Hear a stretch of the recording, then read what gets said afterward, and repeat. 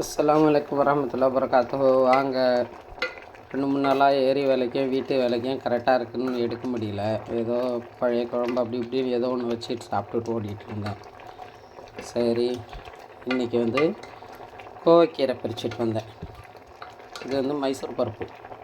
நம்ம எப்பவும் போல் வேக வச்சுக்கிட்டு பருப்பு வந்த பிறகு கொஞ்சம் இதெல்லாம் கேஸ் இது போன பிறகு ஓப்பன் பண்ணி குக்கரை இந்த கீரையை போட்டு இப்படி திறந்தே வேக வைக்கணும்.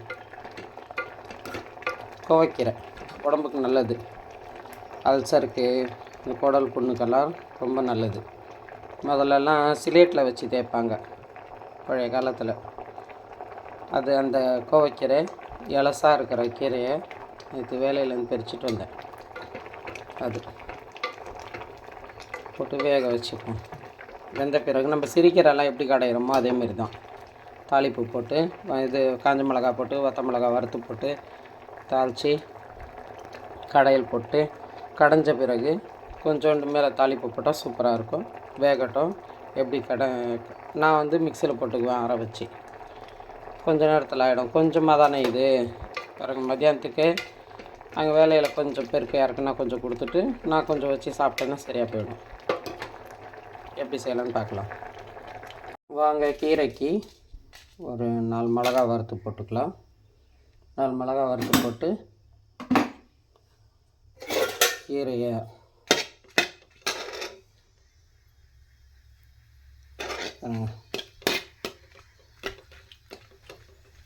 வறுத்து போட்டு நம்ம கீரை ஒரு ரிவர்ஸில் அடிக்கணும். ரிவர்ஸில் அடித்தா கொஞ்சம் நேரத்தில் ஆகிடும். அப்படியே நம்ம கொஞ்சோண்டு கடுகு போட்டு தாளித்து அப்போ கொஞ்சம் புளி தண்ணி ஊற்றி கொஞ்சம் கொதிக்க வச்சிட்டோம்னாக்கா அந்த பச்சை வாடை வராது. புளியோட பச்சை வாடை வராது. அந்த கொதிக்க வச்ச தண்ணியில் புளி தண்ணி கொதித்தது இல்லையா, அதில் கீரையை போட்டுக்கணும். மிக்சியில் அடித்த கீரையை போட்டுக்கணும். அது பச்சை வாடை வராது. ரிவர்ஸில் அடிச்சுட்டு வந்துடுவோம். கீரைக்கு தாளிப்பு போட்டுக்கலாம். கொஞ்சம் கடுகு போட்டாச்சு.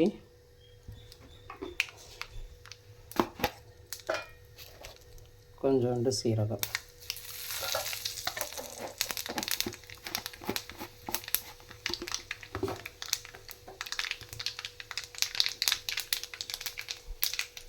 இது பழைய வானல், அதனால் புகை போகிற மாதிரி இருக்குது. ஆனால் தீயலை.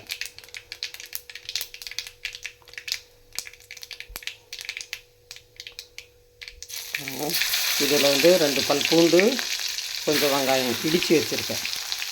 கீரைக்கு இடித்து போட்டு கடைஞ்சால் இது தாளித்தா சூப்பராக இருக்கும். வடகம் தாளித்த மாதிரி இருக்கும். வடகம் போட்டு தாளித்த மாதிரி டேஸ்ட்டு கொடுக்கும்.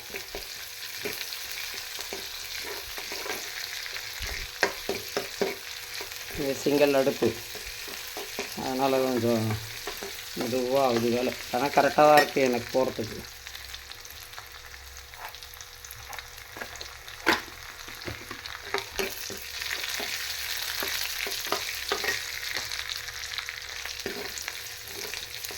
நான் ஒன்று சமைச்சிட்டு அப்படியே எடுத்து வச்சுட்டு ஓடிடுவேன்.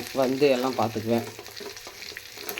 அங்கே வேலையில் கரெக்டாக இருக்கணுன்றதுக்காக சீக்கிரமாக போயிடுவேன். எல்லாம் அடுக்கிக்குவேன்.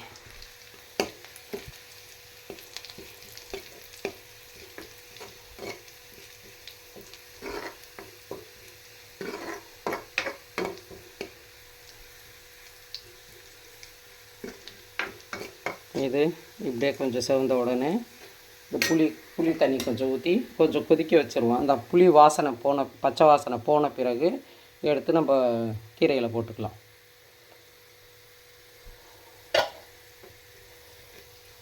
பாருங்கள், புளி தண்ணி ஊற்றிக்கிறோம். இதை கொஞ்சம் வடிகட்டி தான் வச்சுருக்கேன், அதனால் இருந்தாலும் மிளகு எடுத்து ஊற்றிக்கிறேன். அவ்வளோதான். இது கொச்ச பிறகு எடுத்து கீரையில் போட்டுக்கலாம். உப்பு பார்த்து போட்டுக்கலாம். அங்கே கீரை கடைஞ்சாச்சு. இப்படி தான் இருக்கும். இவ்வளோ தான் கீரை. கொஞ்சம் எடுத்துன்னு போனால் அங்கேயா ஒருத்தவங்க வருவாங்க, யாருன்னா கேட்பாங்க, என்ன குழம்பு வச்சுட்டு வந்தேன். அவங்களுக்கும் எனக்கும் அது போதும். இது எனக்கு மதியானத்துக்கு போதும். கரெக்டாக இருக்கும். இது மாதிரி கடைஞ்சிட்டு நம்ம டிஃபனுக்கு கூட சாப்பிட்டா சூப்பராக இருக்குங்க. தோசைக்கு, இட்லிக்கு சூப்பராக இருக்கும். செம்மையாக பொரியலும் கொஞ்சம் போட்டுக்கிட்டேன். இது வந்து அவங்களுக்கும் கொஞ்சம் யாருக்குன்னா யாராவது நீங்கள் கொஞ்சம் சாப்பிடுங்க அப்படி சொல்லி கொடுத்துருவேன். சாப்பாடு போட்டுக்கலாம். அவ்வளோதான் சாப்பாடு. வாங்க நீங்களும் இதேமாரி செஞ்சு சாப்பிடுங்க. லைக் பண்ணுங்கள், ஷேர் பண்ணுங்கள், பெல் பட்டனை தட்டி விடுங்க, சப்ஸ்கிரைப் பண்ணுங்கள், கமெண்ட் பண்ணுங்கள். எல்லா புகழும் அல்லா ஒருவனுக்கே. எல்லோரும் நலமாக இருக்க வேண்டும் என்று அல்லாஹ்விடம் துஆ செய்கிறேன். அஸ்ஸலாமு அலைக்கும் வரஹ்மத்துல்லாஹி வபரகாத்துஹு. இதை எடுத்துக்கிட்டே இது யாருக்குன்னா கொஞ்சம் கொடுப்பேன், நான் கொஞ்சம் சாப்பிடுவேன். பாருங்கள், இது போதும் எனக்கு மத்தியானத்துக்கு. அஸ்ஸலாமு அலைக்கும் வரஹ்மத்துல்லாஹி வபரகாத்துஹு. ஜஸாக்கல்லாஹ்.